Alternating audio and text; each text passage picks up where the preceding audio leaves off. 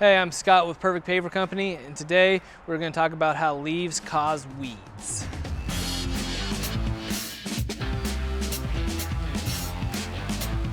Leaves have blown in on this patio from the nearby tree, and they're building up on the pavers.